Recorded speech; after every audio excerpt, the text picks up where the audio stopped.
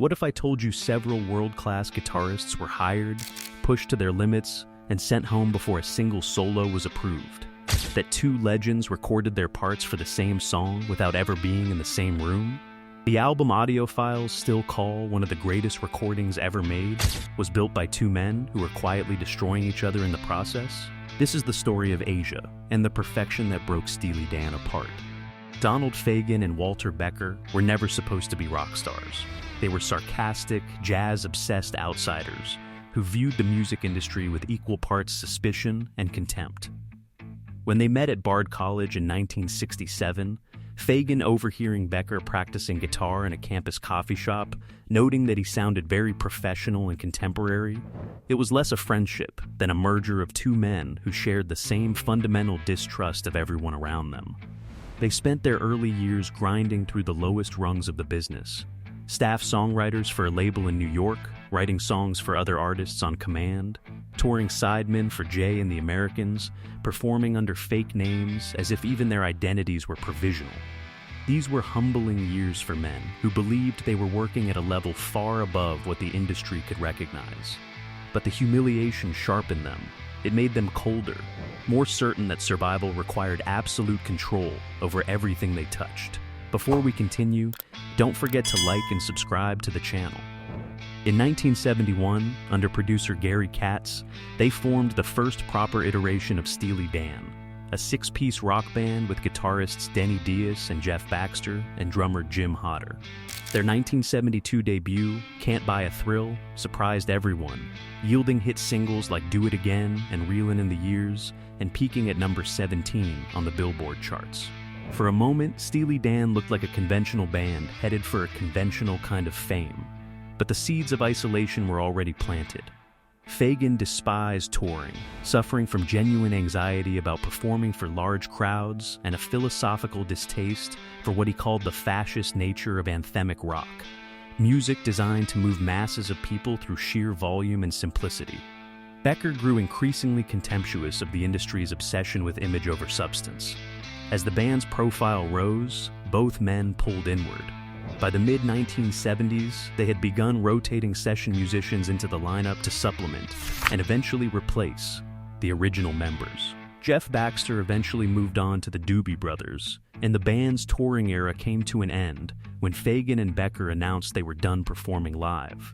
What remained was two men who had chosen to live inside the recording studio, bending the machinery of pop music to their will, one painstaking session at a time. By 1976, when Fagen and Becker began working on what would become Asia, their ambitions had shifted far beyond making hit records. They wanted something that had never been done, a collection of songs so precise, so layered, and so emotionally complex that the album would function as a permanent artistic statement. No weak moments, no compromise, nothing that was not exactly right. Working across several Los Angeles studios with engineer Roger Nichols and producer Gary Katz, they assembled a rotating cast of the finest session musicians in the world, and then pushed them past every reasonable limit. Players who had performed on hundreds of hit records found themselves doing take after take of parts they considered flawless on the first attempt. The duo's standard for perfection was not what most producers called perfection. It was something stricter, stranger, and nearly impossible to satisfy. The title track became the symbol of the mission. Running nearly 8 minutes, Asia was a jazz-inflected suite, a journey through swing rhythms, Caribbean touches, and rock energy that Fagen described as a journey in time and space. The basic rhythm track came together in less than a day, a rare moment of grace in an otherwise exhausting process. Drummer Steve Gadd recorded his legendary extended performance in just a few takes. Tenor saxophonist Wayne Shorter delivered what critics later called one of the purest jazz performances ever committed to a pop record. Because the duo often preferred to overdub parts in isolation, the musicians were not always responding to one another in the same room. The result was a performance that felt like a conversation across time. If Asia was a moment of grace, the sessions for Peg were something else entirely. Fagen and Becker required a guitar solo that met an internal standard no one else could fully define. They brought in several top session guitarists, including Robin Ford and Larry Carlton, and each was asked to chase a sound that never seemed fully settled. Finally, Jay Graydon arrived, spent time dialing in his tone, and then delivered the solo that made the cut, breezy, effortless, invisible on record, as if it had always existed that way. That gap between what the audience heard and what the musicians endured was the defining irony of the Asia sessions.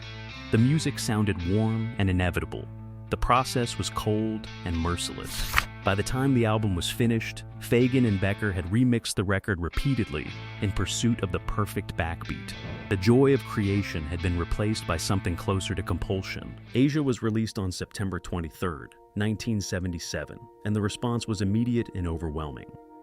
The album reached the top 5 of the Billboard 200 within weeks, eventually peaking at number 3. It became the band's first platinum album and later went multi-platinum. At the 1978 Grammy Awards, it took home the prize for Best Engineered Recording, a category that spoke directly to the obsession behind every decision that shaped it. Steely Dan were no longer just successful musicians. They were viewed as musical geniuses, the perfect artistic anti-heroes for the late 70s, men who had bridged collegiate cynicism with audiophile perfection and emerged with something that felt genuinely new. In hi-fi showrooms across the country, Asia became the test record, the one salesman reached for when they wanted to demonstrate what a properly calibrated system actually sounded like. Its broad stereo spread and precise image placement made it a benchmark for an entire generation of high-fidelity enthusiasts who measured the quality of their equipment against the transparency of its sound. But the success of Asia functioned as a trap disguised as a reward. It validated every extreme behavior, every rejected take, every excessive demand, every remixed mix. Fagen and Becker had now proven to themselves, beyond any doubt, that absolute control worked, that the rotating cast of session musicians was superior to any permanent band, that spontaneity was a liability rather than an asset, and that touring was an unnecessary distraction from the only work that truly mattered. The acclaim deepened their isolation in equal measure to the budgets it expanded. Fagen grew more withdrawn, more consumed with finding flaws in everything he touched. The atmosphere inside their sessions was described by those who survived them as pressurized and stressful, not the productive tension of a band pushing each other forward, but the cold anxiety of two perfectionists who had removed every safety net from beneath them. They had built an identity around being unreachable, and they had succeeded. Fans loved the album with fierce and lasting devotion. But the men who made it were becoming less human in the perception of everyone around them. The more famous Steely Dan became, the further Fagen and Becker retreated from anything resembling warmth or spontaneity. They had built the machine. Now the machine was beginning to run them. After Asia, every recording had to be flawless. Not good, not great. Flawless. That was the new baseline, and it made finishing anything nearly impossible. The sessions that followed moved slowly, painfully, under the weight of an unreachable standard. Session musicians, among the best players alive, found the environment increasingly difficult. Rick Marotta, one of the elite drummers brought in during this period, recalled that Fagen and Becker were intensely demanding, and that their scrutiny could be genuinely insulting to the professional pride of the players they hired. These were men accustomed to hearing their performances praised. Inside a Steely Dan session, the working assumption was that whatever you played probably was not good enough yet. The band identity that had existed even in the loosest sense was now completely gone. Denny Dias, one of the original members, had already become part of the studio-driven Steely Dan approach, and the revolving cast of session players meant that nobody truly belonged to the band except Fagen and Becker. There was no shared history, no accumulated trust, no sense of a common journey. There were only two leaders and an endless rotation of professionals who felt, as more than one described it, used and redundant. The isolation pressed differently on each man. Fagen's anxiety about performing intensified into something closer to dread. He became consumed by the search for flaws, unable to hear what was right in his music without simultaneously cataloging everything that fell short of his impossible standards. He preferred the controlled studio environment, where imperfection could be surgically removed, over any situation that required him to be unrehearsed and present in the world. Becker's retreat was more self-destructive. During the period following Asia, he developed a serious drug problem that worsened under the pressure and became something he could no longer manage at all.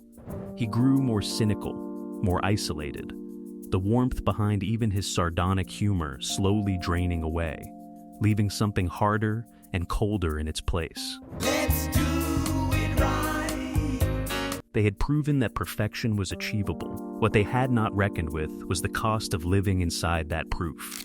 Perfection, it turned out, was not a destination. It was a prison with no visible walls and no door.